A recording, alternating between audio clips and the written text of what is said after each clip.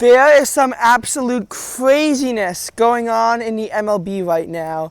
To start it off, and again, I wish that I could show you my computer screen for this. Maybe I'll get to that later. The AL West is literally a three-way tie.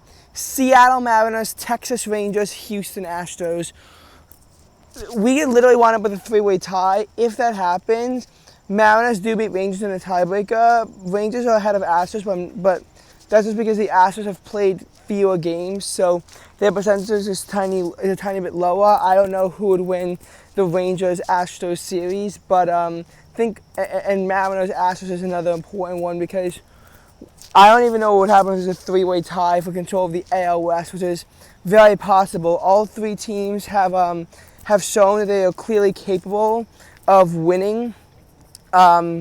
Rangers, Astros was most of the drama the whole season, with the Mariners kind of hanging back at a time behind the Angels. The Angels collapsed in August when Ohtani had all those injuries, and then the Mariners, meanwhile, rose up to the challenge. The Rangers collapsed. The Astros also began doing kind of shit, and now we're again in a very weird situation. Seattle Mariners have not won the AL West since 2001. And while they made the playoffs last year as a wild card team, they did not make the playoffs in the 21 years before that. They did make the playoffs back-to-back years, 2000 and 2001, however. So this wouldn't be the first time that they made the playoffs in back-to-back years. It's just that the Mariners making the playoffs is a very rare occurrence. But we saw that there was an era where the Mariners were able to rise up to the challenge.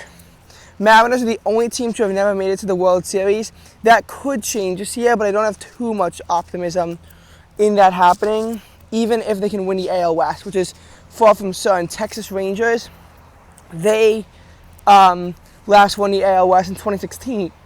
And that was the last time they made the playoffs as well. So 2017, every single year after that, minus 2020, Astros won. They always made it to the playoffs and a championship series. So there's been a lot of Astros domination. Now their power is being seriously held in question. And there's a good chance that they can't hold down the AL West. It's really up for grabs between any of those three teams. And whichever two of those teams don't win a division are very likely to be our wild card teams in 5 and 6, because Rays are 4, because they just can't compete with those goddamn Orioles. The Orioles are on fire. Again, they haven't made the playoffs since 2016, and they were baseball's worst team for several years since then. So to see them actually potentially get the 1 seed, and that'd be pretty cool. You know, to see the Orioles actually have a season of success after so many seasons of failure.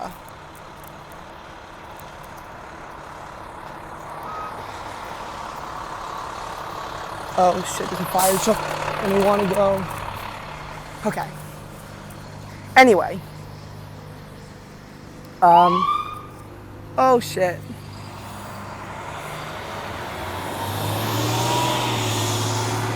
Anyway. 2016, as you can see, was a big year in the AL.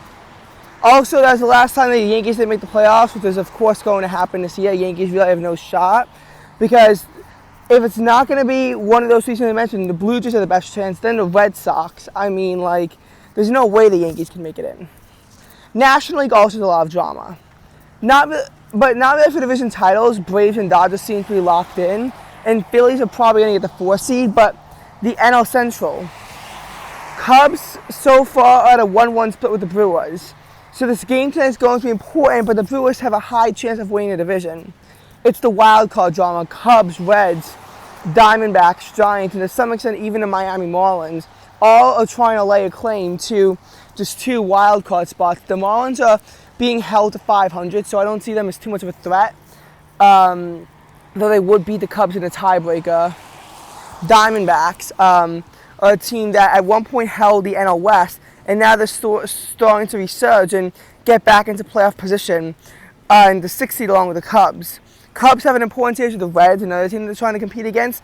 The Cubs need to win at least 3 of these 4 games to hold a tiebreaker, and having this tiebreaker is very important over Cincinnati. So we need to really make sure that, you know, if we get swept, we're unlikely to make the playoffs if we get swept by the Reds.